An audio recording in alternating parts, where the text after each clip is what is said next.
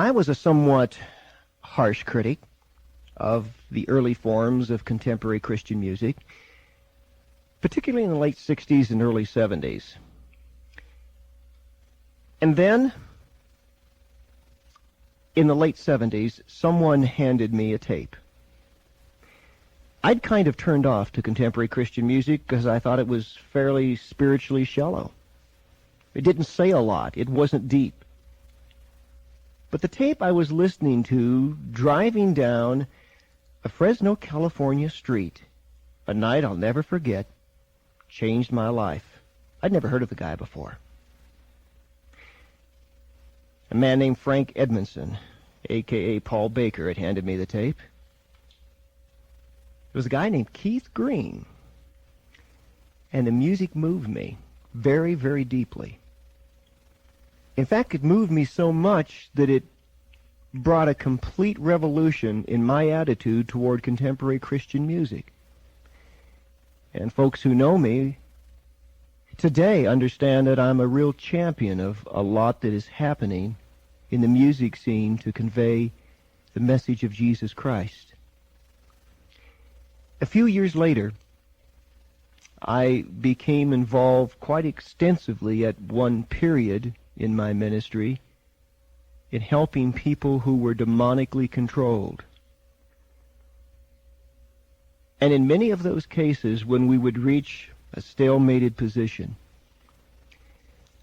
I would put a tape in a cassette deck just to antagonize the evil opposition. And the song I always cued it to was The Victor. The singer, Keith Green.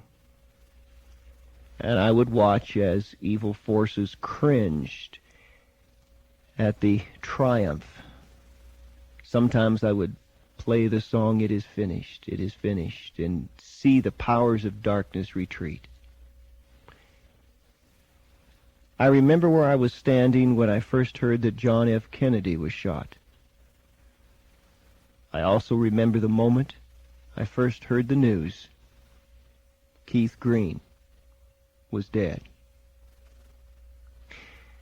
Like so many of my contemporaries, a lot of us baby boomers who came through turbulent times, this man remarkably affected my life. He's probably affected your life. And that's why I'm pleased that Melody Green is joining me today to talk about the book No Compromise, the life story of Keith Green. Melody, we've known each other for some time. I guess I've never told you how Keith affected my life. I suspect that's happened with other people, has it? Yes, it really, his ministry has impacted so many.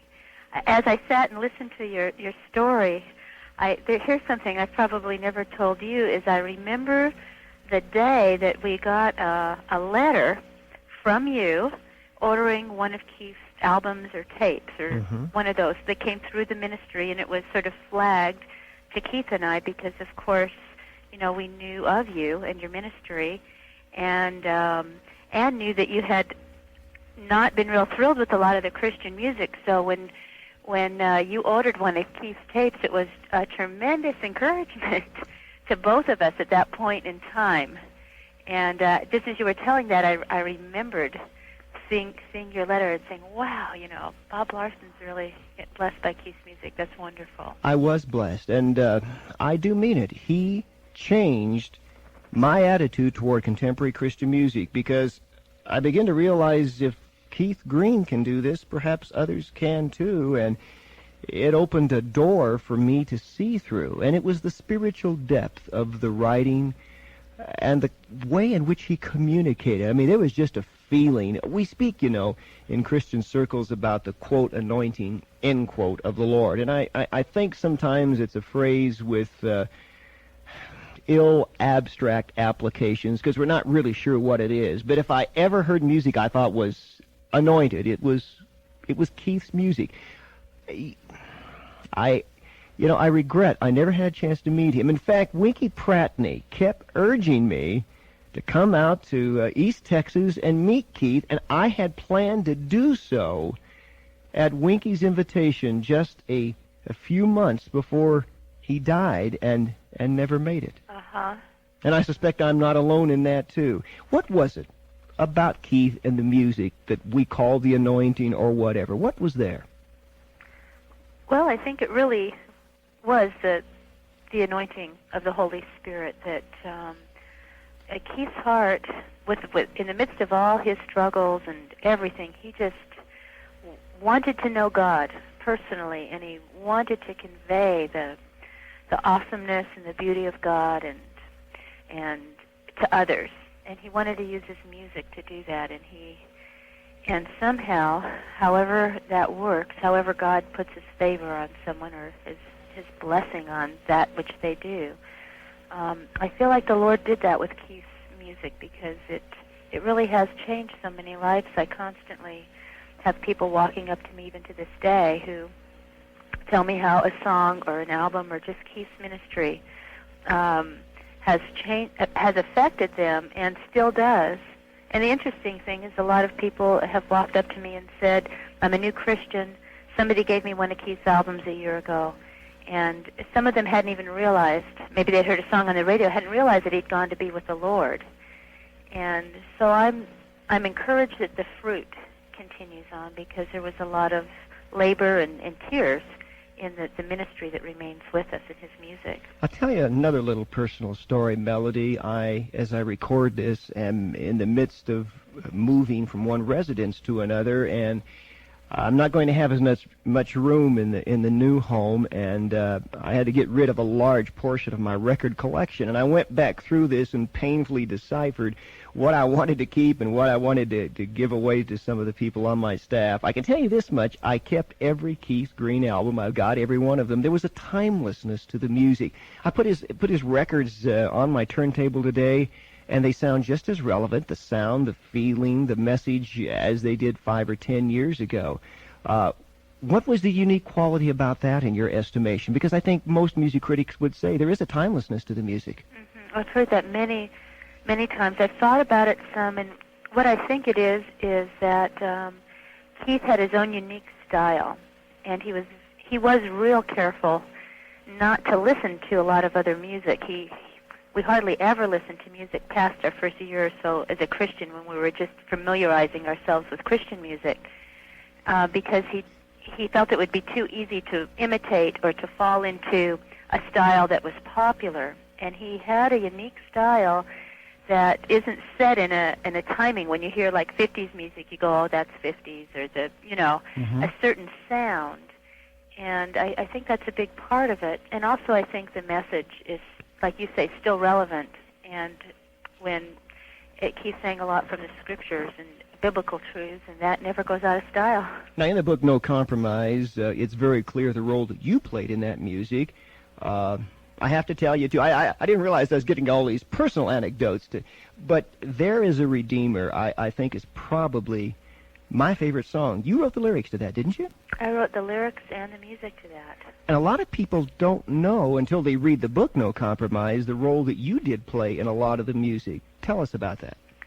Well, on No Compromise in particular, that was a song that I had written about 5 years before Keith recorded it, and I don't think he ever heard it until he was looking for songs for a worship album. And he said, Melody, let's dig out all our worship songs, go through all the lyrics, and see if we have enough. And I came up with this little scrap of paper, and miraculously on that song, I remembered all the melody to it. I had just written it without an instrument. The melody came into my mind and wrote down the words. And just before he recorded it, he added 4 lines to it to lengthen it a little bit, 4 lines of lyrics.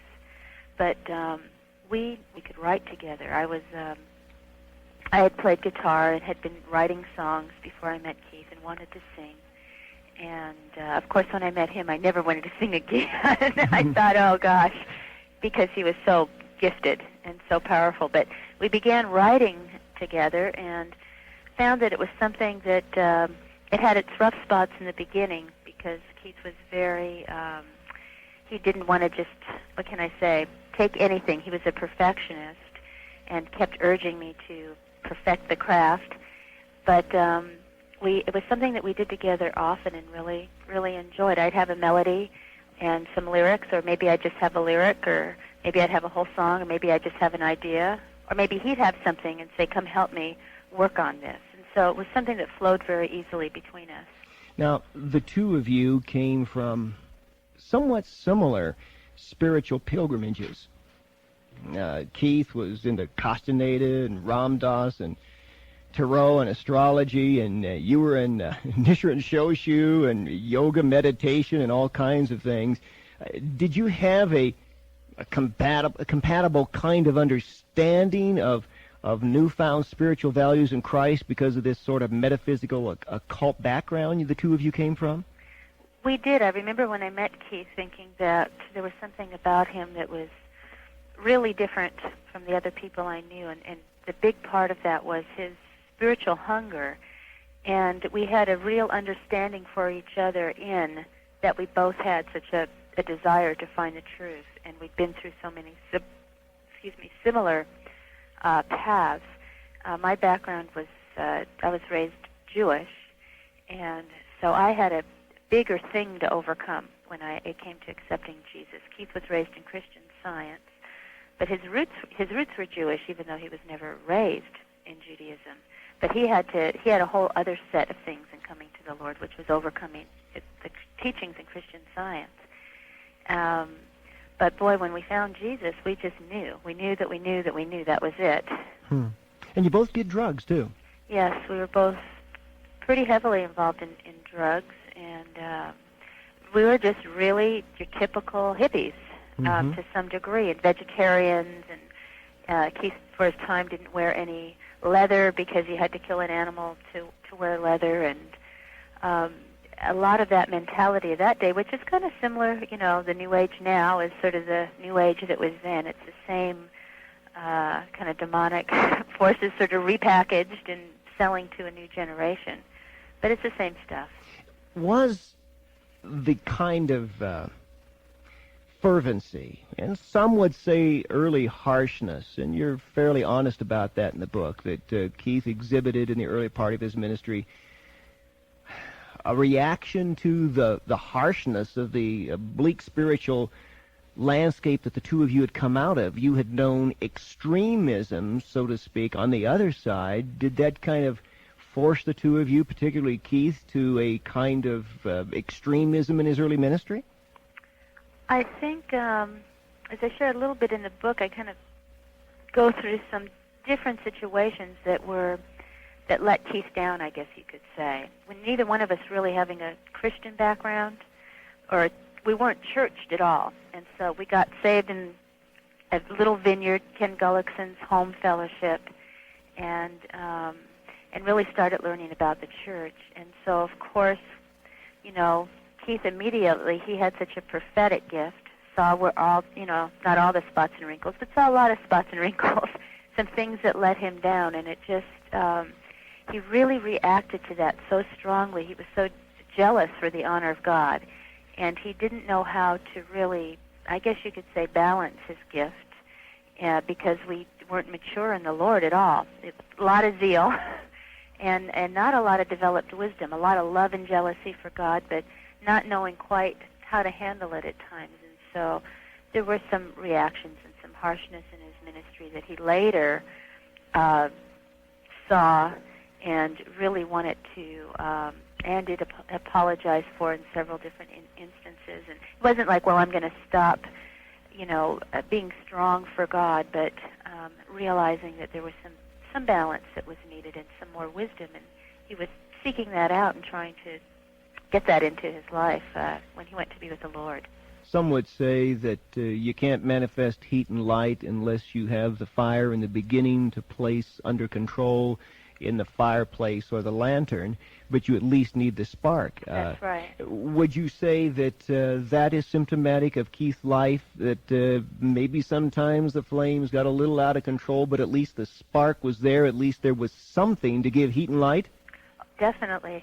Definitely. There was a fire in his heart, a fire in his soul, and those of us that maybe knew him most closely, it was easy to, at times, well, sometimes it was easy, sometimes it wasn't, but you overlook sometimes maybe the mess that somebody made when you saw the motive of their heart, their intentions, and their sincerity in what they were trying to say. You could read the spirit of what they were trying to say. But Keith's fire really did ignite, in many ways, a generation and get them excited for God and wanting to serve God with the whole heart. You know, I got a recent issue of Christian Booksellers magazine. The publisher sent it to me because my latest book on Satanism was listed among the bestsellers, and I looked, and then I saw your book was above mine, right up there at the top of the bestsellers, which is, I think, something very unique for a biography about a contemporary person lately passed away. That really is kind of a publishing phenomenon. You've got a bestseller on your hand, and it's just a story about a musician. What is it about this book? What is it about the quality of Keith's life that has fascinated people so much that they run out and bought this book? Well, a lot of prayer went into the book. It was a long time in the making, and everyone here at the ministry, plus people all over the nation, prayed and asked God to anoint the message so that the book tool too could be a tool to glorify the Lord. And the book had several different goals in it. One was evangelism, to try and tell the gospel and how, retrace our steps so that someone could read it and come to the Lord. One was, of course, to challenge Christians towards real committed lives and committed service. But I don't know. It's the anointing of God. Plus, I know in my heart I tried to write the book in a way that was easy to read and honest, and didn't paint Keith as the perfect person, and yet show the power of God in somebody's life when they yielded it to them, and hoping that the book would be a great encouragement as well to, I guess, struggling Christians everywhere who look in their own heart and say, how can God use me? I've got this weakness or that weakness, and to see that as we yield ourselves to the Lord, God can take us through those things and really use us. So, and of course, there's a great natural interest in Keith's life. Many people wanted to know, well, what made him tick? How did he, what did he think? What was he like? What was his background like? You deal honestly in the book with some of the controversies that we alluded to indefinitely a moment ago. Let's talk about them specifically. There was the time he said, I'm not going to charge for concerts. There was the time he started giving away those free records, and even I had to write for one. and anybody could have one. I recall at the time what a major controversy that was. I was writing a regular column for Contemporary Christian Magazine, and I was hearing opinions come down on both sides of the coin on this. Do you still find yourself having to explain why he did what he did? Not as much anymore as we did in the beginning, because I think there's a lot of other people that have decided to do the same thing, maybe for the same reasons or different reasons.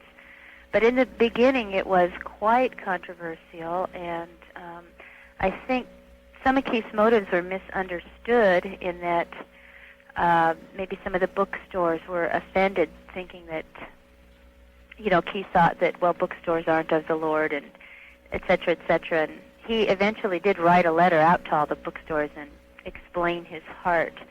But the motive, the spirit behind what he did was really just to get his music into the hands of people who wanted it, whether they had money or not, and because he considered it his ministry. And he said, well, would Paul not go to preach in Corinth because they didn't have enough money to bring him in?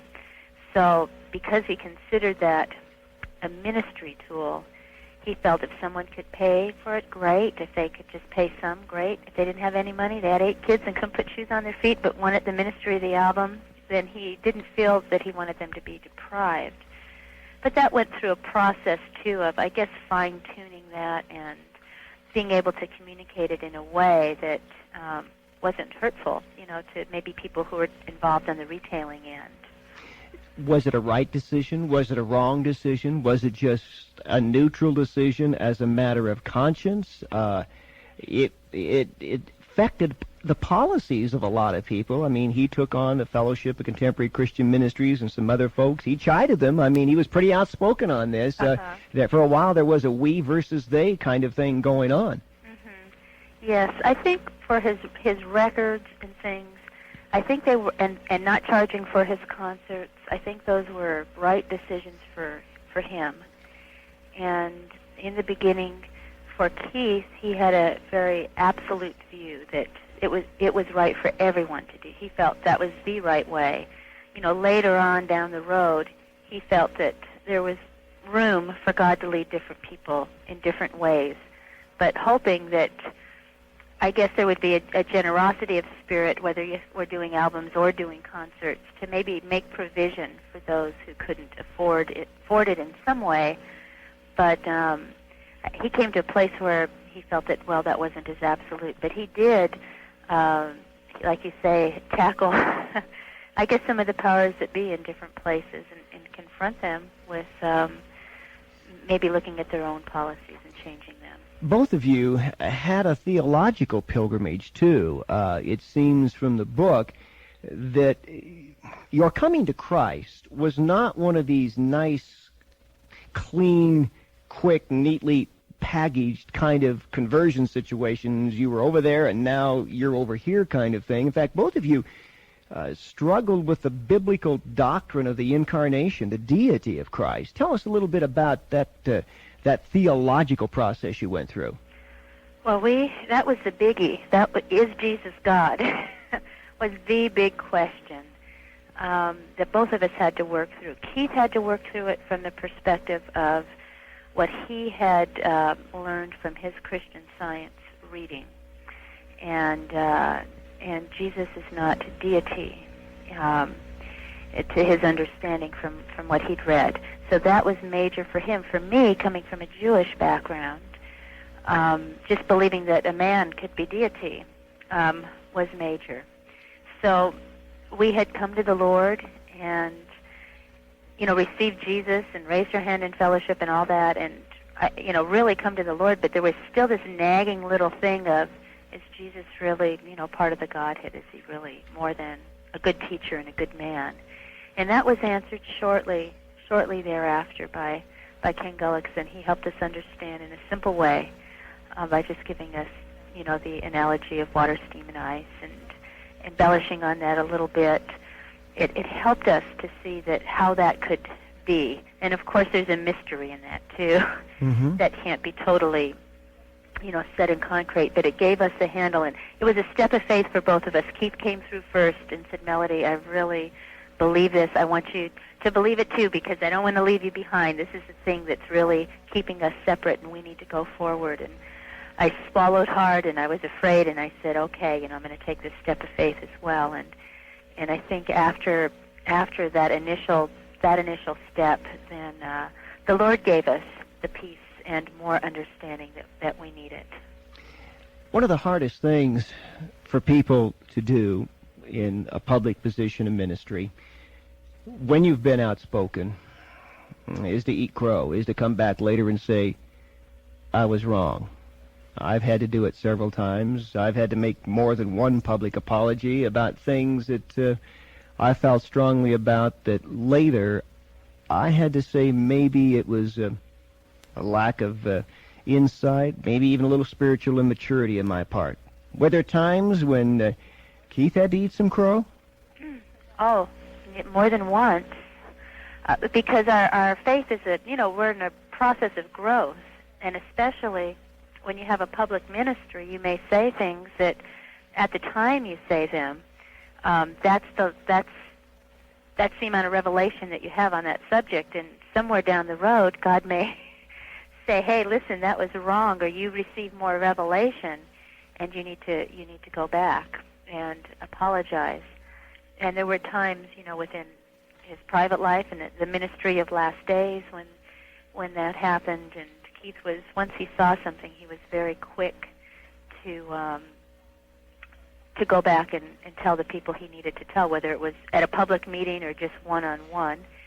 And there were times in his public ministry, like we mentioned before, he wrote a letter to the bookstores and said, "Gee, I'm sorry, I probably just took that too far in the beginning, said some things that were a little extreme, and affirmed, the ministry of people who have bookstores and, sell to the public and provide that service.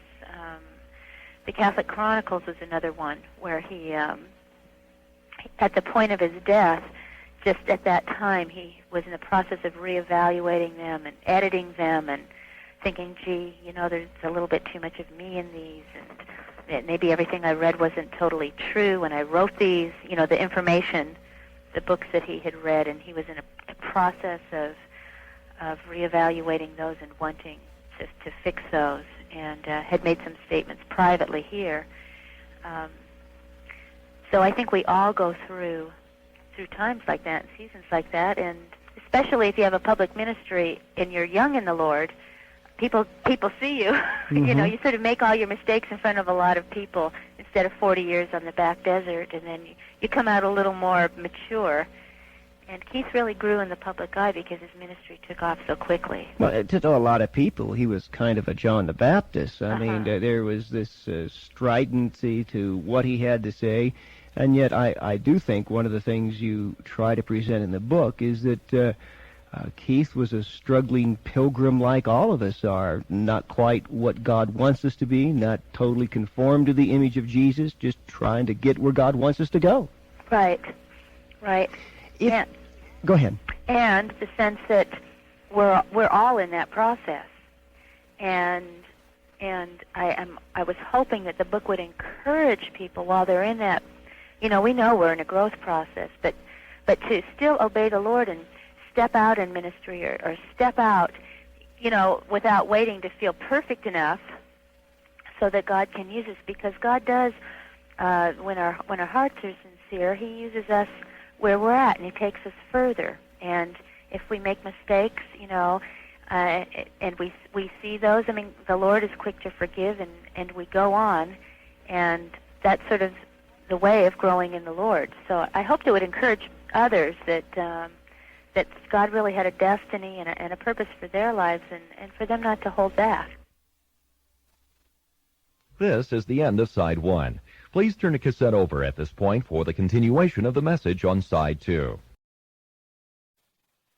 If Keith had not been killed in such an untimely fashion, would Melody Green be who she is today? You are a woman's leader in evangelical Christianity. Your Americans Against Abortion organization has a very high profile and has been instrumental in coalescing a lot of attitudes and feelings of Christians across the country, mobilizing them against abortion.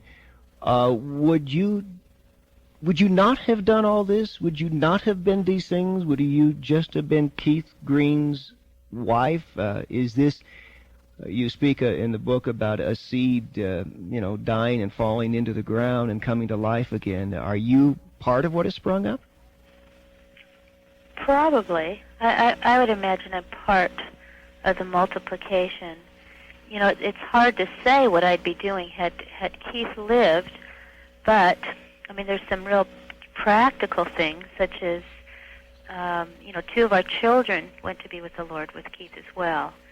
So, I would have been a mom with 4 children and a husband in a busy ministry.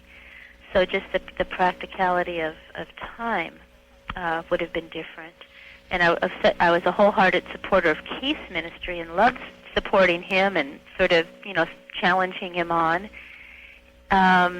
Keith did encourage me. He kept encouraging me to, I was receiving invitations to speak before he went to be with the Lord, especially pro-life invitations, because I'd done some writing on it.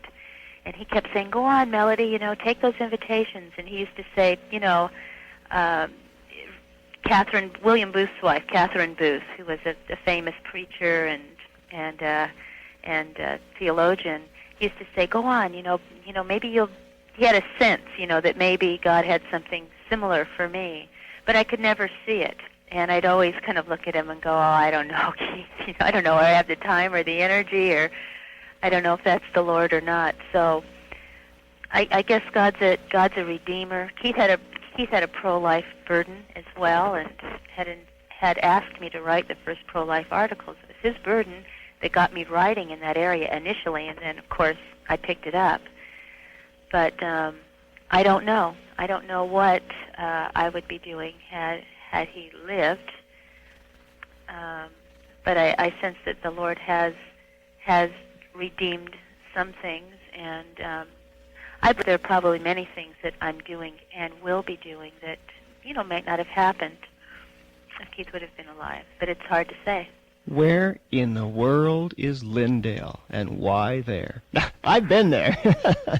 I've been there. Unfortunately, it was after Keith's passing. I didn't have an opportunity to meet him. Why in the world the middle of East Texas? That's an interesting question. Really, we don't even live in Lindale. It's just that Lindale has the post office out here. That's right. We're about 10 miles away in a little place called Garden Mall.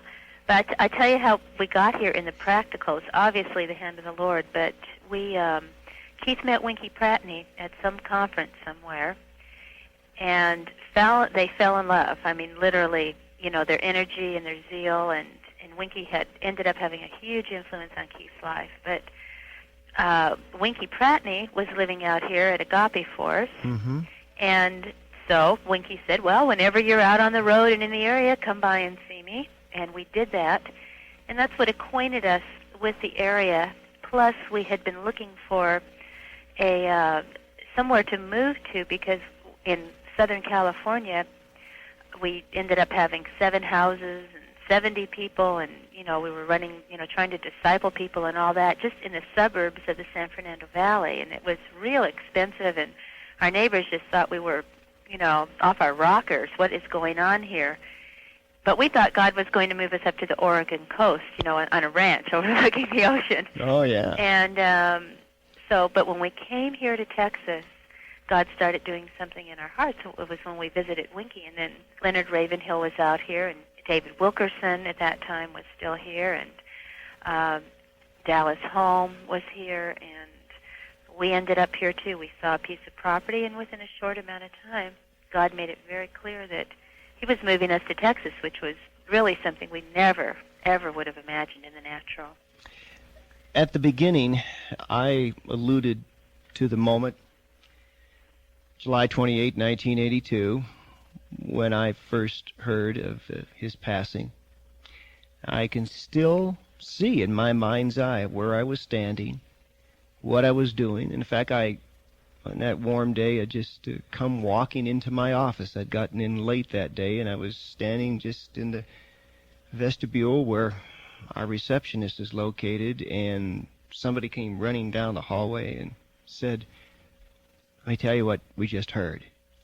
And it's, one of those moments that I'll remember the rest of my life, the moment that I heard Keith Green was dead. And the first thought in my mind was, I admired him so much I never had a chance to meet him, and I regretted the fact that I had not gone to Lindale 6 months earlier. But Melody Green, where were you when you first heard the news? Well, I was in my office writing, and our secretary phoned down, and she just said the plane went down. Tell Keith. And I said, I was stunned, and I just said, okay. I didn't even want to take the time to explain that Keith was in the plane. I just said, okay, and hung up and went and got my car keys, and through a rather convoluted route, finally, made it to the edge of the woods where the plane had crashed.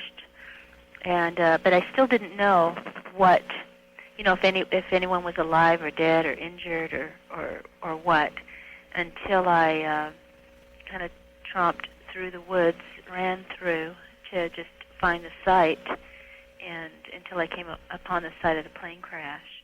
And that's when I, realized that Keith and the children and all the others on the airplane had gone to be with the Lord. And was anyone else there at that time? in the woods?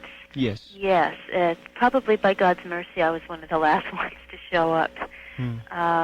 There were many people from our ministry who had sort of ran through the open fields and got there ahead of me. And the plane had stopped burning by that time, and I just think it was probably good for me not to be there right at the beginning.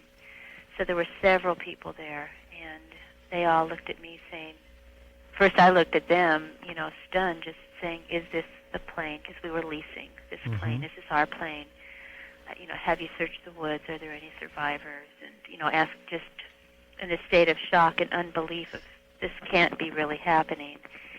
And then, once we affirmed that, yes, it was our plane, they said, well, who was in the plane? Who was flying? Who was in that plane? Do you know? And so,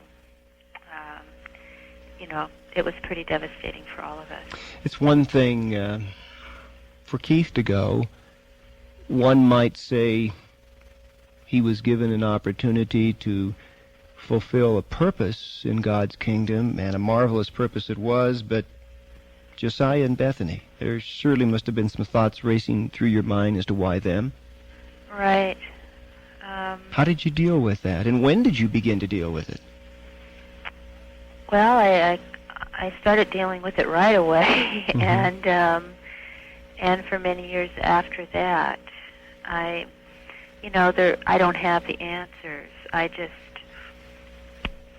there was other family in the plane too with their children and our pilot, and it was all just why, why. And for a while I just thought God must have made a mistake. He took the wrong person. He should have taken me. Keith had the ministry. Keith was ready to just impact the nations with a missions message, and I knew what was in his heart, and I knew the fruit that was going to be there, and I just,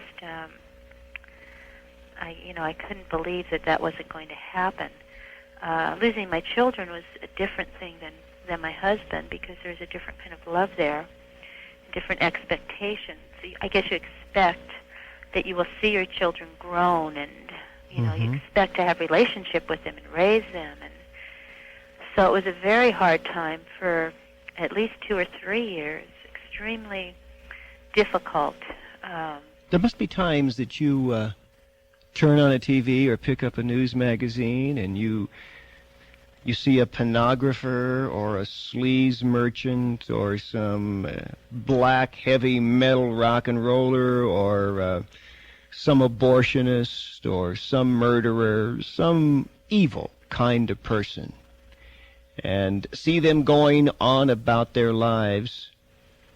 Surely there must be times you ask, why Keith, not them? How do you answer those questions? Or do you answer them? Or are they unanswerable?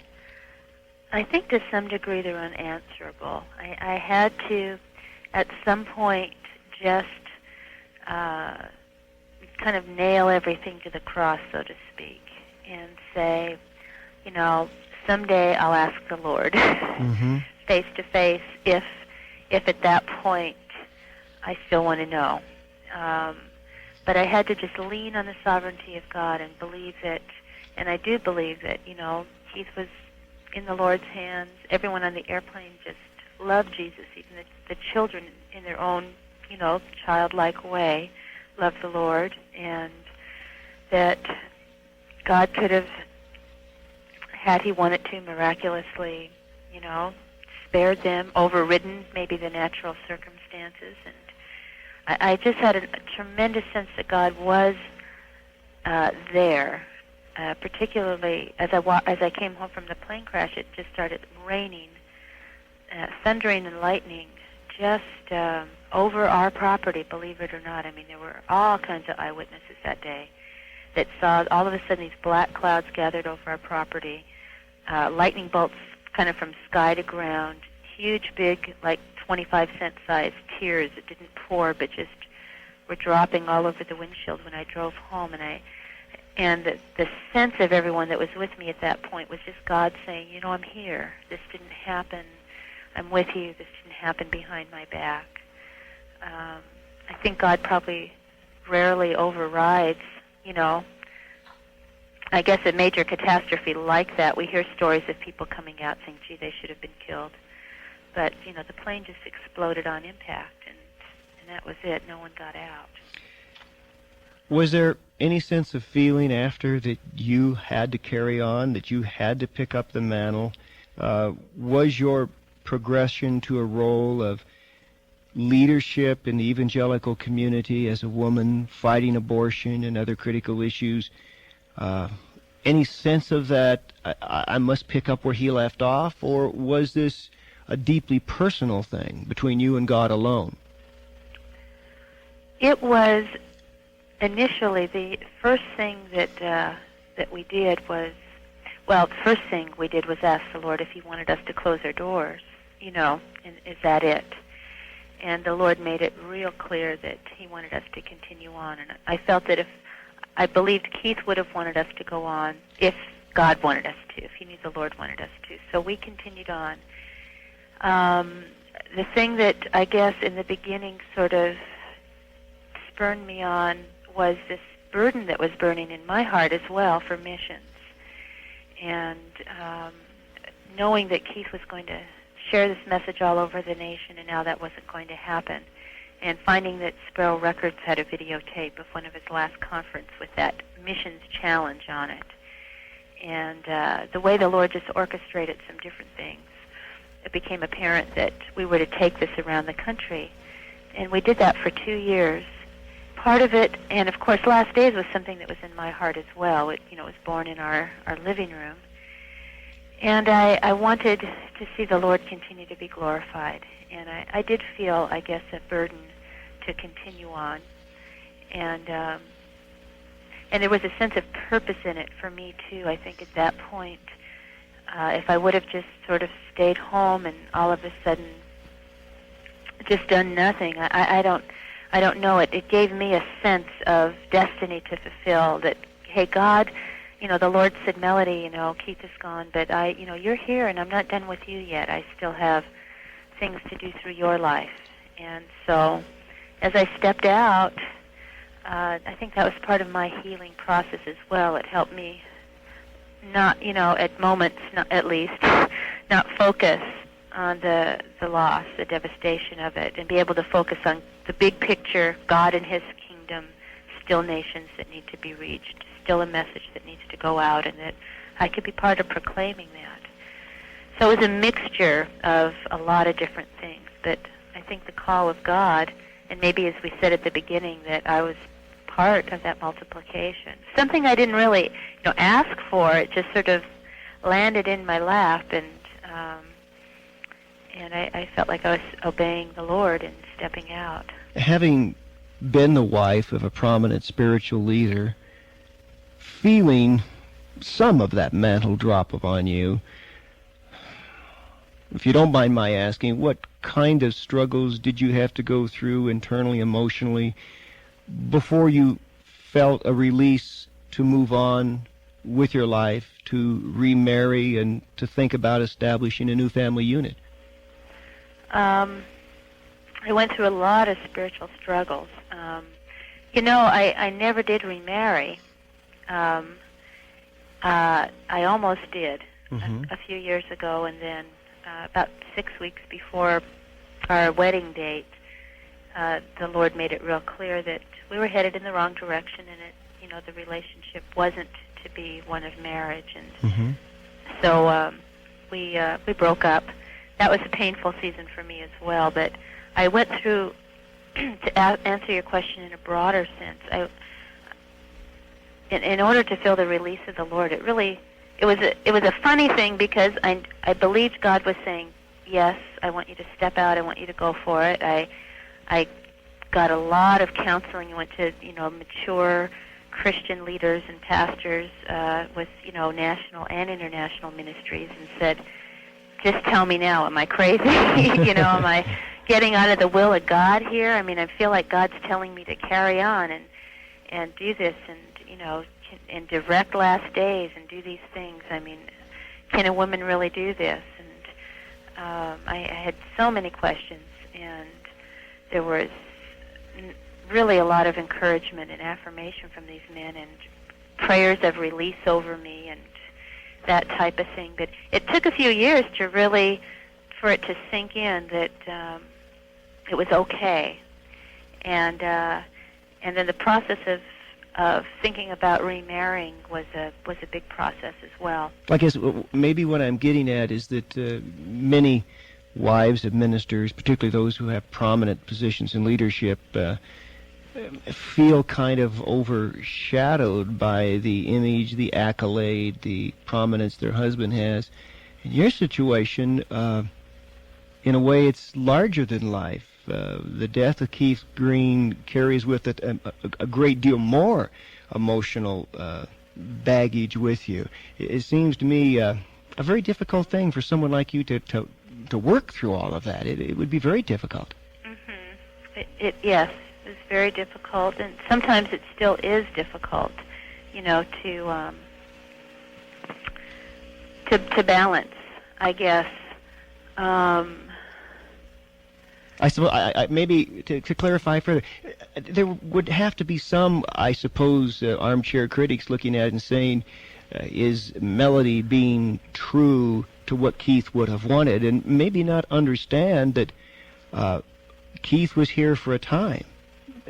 What he established, yes, you are still part of, but now God has a new plan and program to go forward with for your own life. Do you ever get that kind of de facto message from people? Are you being faithful to what Keith wanted? You mean with the Last Days? Yeah, with Last Days Ministries. Well, I think so. There's no way to really know. But I guess the bottom line, for each of us has to be, are we obeying the Lord? Mm-hmm. And so, perhaps if Keith was still alive, maybe Last Days would have gone into some different direction.